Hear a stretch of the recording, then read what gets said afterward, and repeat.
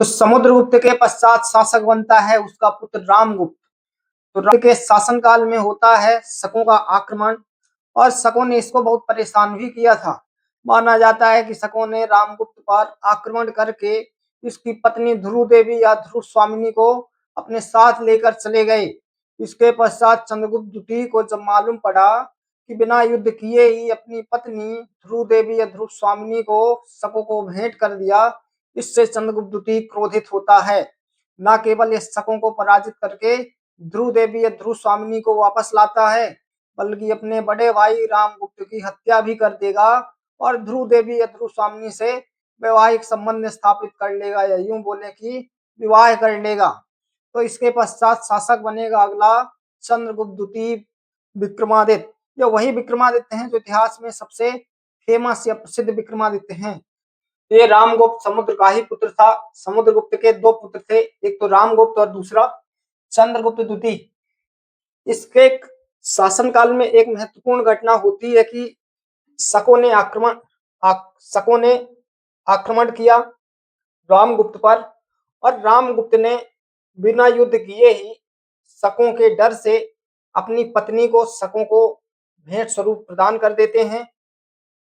क्या किया इन्होंने, अपनी पत्नी ध्रुव देवी या ध्रुव स्वामिनी को, ध्रुव देवी का नाम हमें कहीं कहीं पर ध्रुव स्वामिनी भी देखने को मिलता है, ध्रुव स्वामिनी।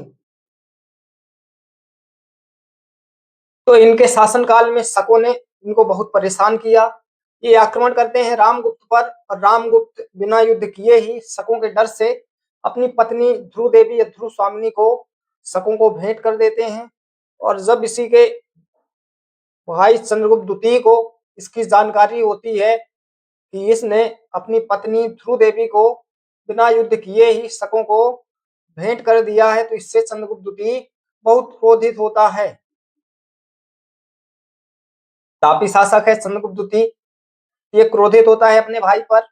तो इसके पश्चात ये करेगा शकों पर आक्रमण चंद्रगुप्त द्वितीय, और शकों को पराजित करने के पश्चात यह ध्रुव देवी या ध्रुव स्वामिनी को वापस लाएगा। वापस लाने के पश्चात ये अपने भाई रामगुप्त की हत्या कर देगा, और हत्या करने के पश्चात यही चंद्रगुप्त द्वितीय ध्रुव देवी से विवाह कर लेगा। क्या कर लेगा, तो विवाह कर लेगा, और शासक बन जाएगा। गुप्ता डायनेस्टी का अगला शासक होगा अब चंद्रगुप्त द्वितीय। तो हमें ऐसी जानकारी कहां से प्राप्त होती है कि चंद्रगुप्त द्वितीय ने रामगुप्त की हत्या करके ध्रुव देवी से विवाह किया या शकों को पराजित किया, और फिर ध्रुव देवी को चंद्रगुप्त द्वितीय के द्वारा वापस लाया जाता है शकों के चंगुल से छुड़ा के, और बाद में इसने अपने भाई रामगुप्त की हत्या कर दी और ध्रुव देवी से विवाह कर लिया। तो ऐसी जानकारी हमें एक तो हर्ष चरित्र से प्राप्त होती है, हर्ष चरित्र से, और राजशेखर की हमें काव्य मीमांसा, यह बाणभट्ट की कृति है, बाणभट्ट की। और ऐसी जानकारी हमें राजशेखर हुए हैं, कवि हैं, आगे पढ़ेंगे। राजशेखर की कृति है काव्य मीमांसा, काव्य मीमांसा। और राष्ट्रकूट शासक हुए हैं अमोघवर्ष।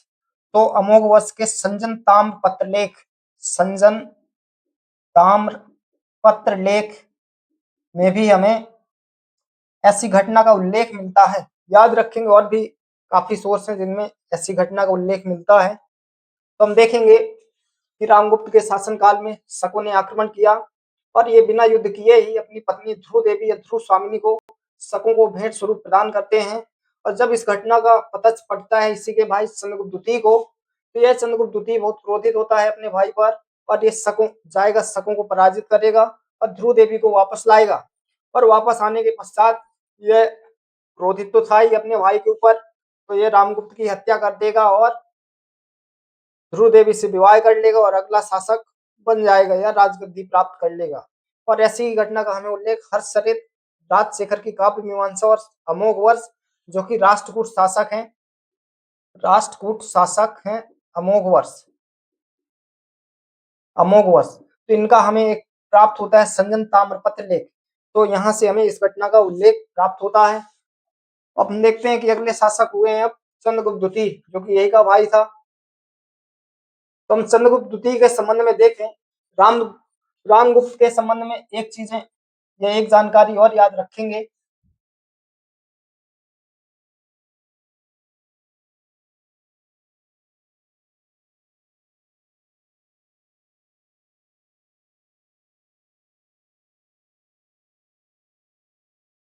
रामगुप्त के संबंध में एक फैक्ट याद रखेंगे कि ये ऐसा पहला गुप्त शासक था जिसने तांबे का सिक्का जारी किया था।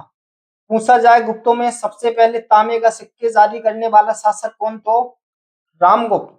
आगे हम देखते हैं कि रामगुप्त का भाई चंद्रगुप्त द्वितीय ये शासक बनता है। तो हम देखें इसके कुछ अन्य नाम या उपाधियां भी हमें देखने को मिलती हैं, जैसे कि इसने देवगुप्त की उपाधि धारण की, और आगे देवश्री, देवराज और सहसांक और उज्जैनी पूर्वाधीश्वर, पाटली पूर्वाधीश्वर और चंद्रभाग या चंद्रभागा। हम देखते हैं चंद्रगुप्त की उपाधियों में मुख्यतः याद रखेंगे देवगुप्त, देवश्री, देवराज, सहसांक, उज्जैनी पूर्वाधीश्वर। उज्जैनी पूर्वाधीश्वर इसने अपनी पहली राजधानी, तो उज्जैनी पूर्वाधीश्वर इससे क्या तात्पर्य है कि इसने उज्जैन को भी राजधानी बनाई होगी। पाटली पूर्वाधीश्वर पाटलिपुत्र को भी राजधानी बनाई थी। और चंद्रभागा, तो ये नाम भी हमें प्राप्त होता है चंद्रगुप्त द्वितीय का। हम देखते हैं राजधानी, इसकी पहली राजधानी थी पाटलिपुत्र। ये कैसी राजधानी थी, तो पहली राजधानी थी। जबकि दूसरी राजधानी बनाई थी इसने उज्जैन को। कैसी, उज्जैन को इसने दूसरी राजधानी बनाई। इनकी उपाधि में मुख्यतः याद रखेंगे देवगुप्त, चंद्रभागा वगैरह। इसकी एक उपाधि हमें देखने को मिलती है, यह महत्वपूर्ण उपाधि है, एक तो विक्रमादित्य। इसको तो भूल ही गए हम। विक्रमादित्य, ये विक्रमादित्य के नाम से प्रसिद्ध थे, तो ये इनकी विख्यात उपाधि है। ये इनकी विख्यात उपाधि है। और साथ ही एक उपाधि इनकी और देखने को मिलती है सकारी। क्या दोस्तों, तो सकारी, ये वही सकारी है। तो सकारी किस उपलक्ष्य में धारण की, तो इन्होंने शकों को पराजित किया था रामगुप्त के शासनकाल में। तो शकों को पराजित करने के उपलक्ष्य में इन्होंने सकारी की भी उपाधि धारण की। याद रखेंगे महत्वपूर्ण सकारी और विक्रमादित्य। और उज्जैनीधीश्वर और पाटली पूर्वाधीश्वर तो वैसे ही याद रहेंगी, और एक चंद्रभागा। ये महत्वपूर्ण उपाधियां हैं, नीचे से 1 2 3 4 उपाधियां 5। एक तो सकारी शकों को पराजित करने के उपलक्ष्य में धारण करता है, और विक्रमादित्य जो कि विख्यात उपाधि थी, और चंद्रभागा पाटली पूर्वाधीश्वर, उज्जैनी पूर्वाधीश्वर। इसके अलावा भी कई सारी उपाधियां हैं, जैसे देवगुप्त, देवश्री, देवराज और सहसांक। तो राजधानी इसने पहली पाटलिपुत्र को, जबकि दूसरी इसने उज्जैन में स्थापित की थी। हम देखते हैं कि यह वैष्णव धर्म का अनुयायी था। कैसा अनुयायी था, तो ये वैष्णव धर्म का अनुयायी था। क्यों, हम क्यों बोले कि वैष्णव धर्म का अनुयायी था, तो इसके सिक्कों में हमें चक्रधारी विष्णु की आकृति का अंकन देखने को मिलता है। इससे हम अनुमान लगा सकते हैं कि संभवतः इसकी आस्था वैष्णव धर्म में रही होगी। इसकी आस्था वैष्णव धर्म में रही होगी। आगे हम देखते हैं इनके प्रमुख अधिकारी। तो आम्रकार्दो हैं अधिकारी एक, ये इनके सेनापति हैं। क्या हैं, वो सेनापति हैं। और जबकि शिखर स्वामी ये मंत्री है इनका। याद रखेंगे महत्वपूर्ण है। और वीरसेन इनका संधि विग्रहिका है।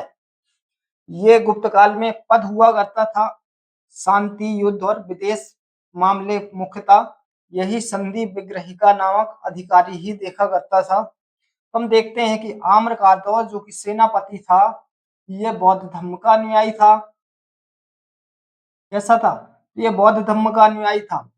जबकि शिखर स्वामी और वीरसेन ये दोनों ही अधिकारी शैव मतावलंबी थे, ये शैव धर्म को मानने वाले थे। और जबकि ये स्वयं वैष्णव धर्म का अनुयायी था।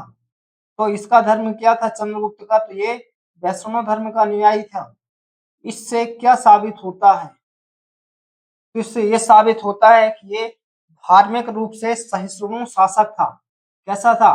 तो ये धार्मिक रूप से सहिष्णु शासक था, अर्थात ये सभी धर्मों को सम्मान करता था और सभी धर्मों के प्रति इसकी उदारवादी नीति भी थी।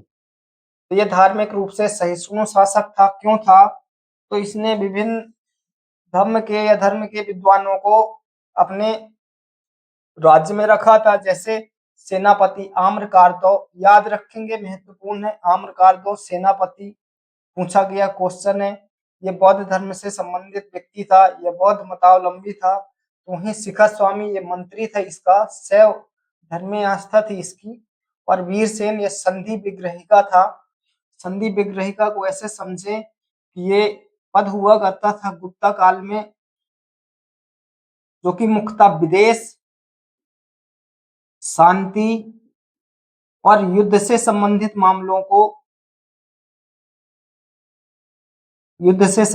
मामले इसके अंतर्गत आते थे।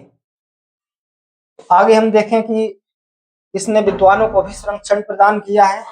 तो इसके दरबार में कुल 9 विद्वान निवास किया करते थे। और किस दरबार में? पाटलिपुत्र वाले या उज्जैन में।